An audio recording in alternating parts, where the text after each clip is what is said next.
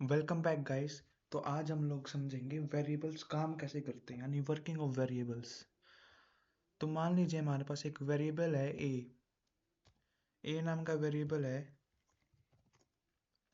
जिसको हमने value assign कर दी 10। ठीक है।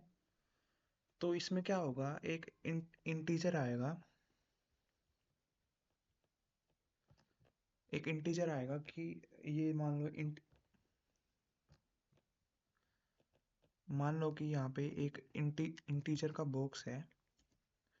और इंटीजर के बॉक्स जैसे ही ये इंटीजर का बॉक्स आ गया, ये ए जो है हमने इंटीजर के रूप में सेव किया है।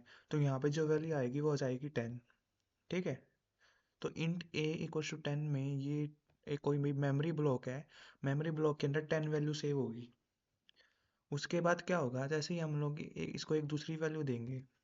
मान लो हमने दे दी ए इक्वल्स टू 8। तो क्या होगा, मान लो कि ये जो है ये है 1। ये इसकी मेमोरी स्पेस का नाम है 1। इसके अंदर सेव है ये 1 बाइट के अंदर।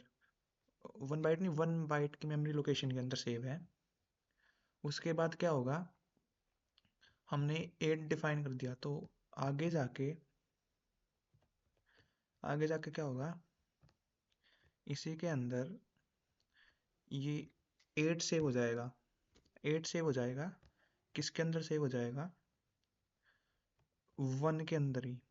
वापस 1 के अंदर सेव हो जाएगा। तो क्या करा इसने, ओवरराइट कर दिया। ये ओवरराइट कर देगा।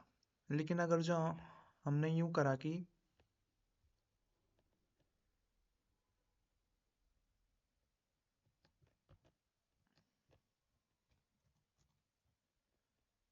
हमने करा कि इंट बी इक्वल्स टू 1।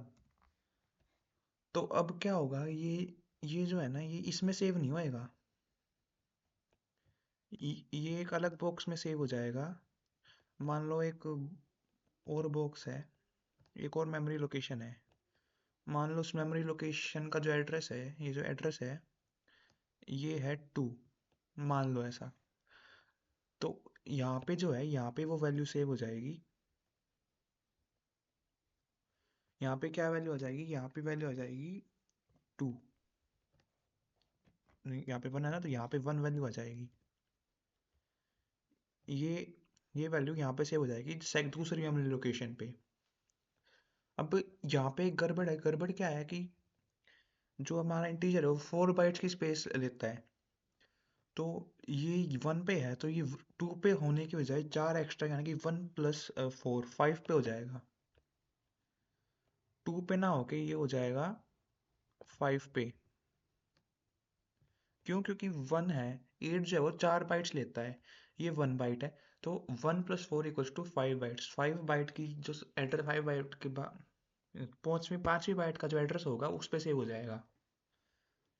तो ये होती है वेरिएबल्स की वर्किंग।